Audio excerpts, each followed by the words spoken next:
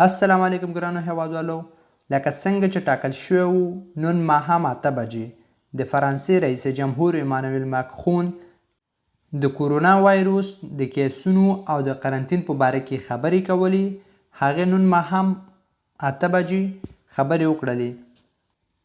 د جمعې له ورځې وروسته دسمبر د میاشتې لومړۍ نیټې پورې په فرانسه کې د 4 هفتو لپاره قرنطین شو.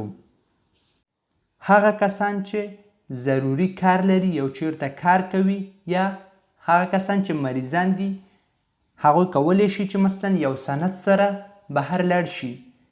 هغوی به یو فرمه ډکوي او هغه فرمه به ورسره وي. هغوی کولی شي چې باندې لاړ شي.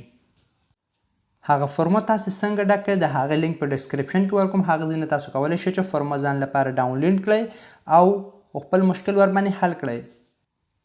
دویم، رستورانتونه، بارونه، کافي شاپ، سینما، تیاتر او جیم یعنی د ورزش سالونونه دا ټول 4 هفتو لپاره بند شو.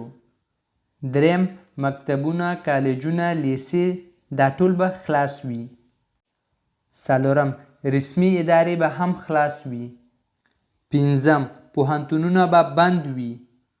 که چیرې د قرنطین په باره کې تاسو کوم یو پوښتنه لرئ نو تاسو کولی شئ چې په کمنټ کې راته ولیکئ او کمنټ د لارې زه به تاسو له ځواب درکړم.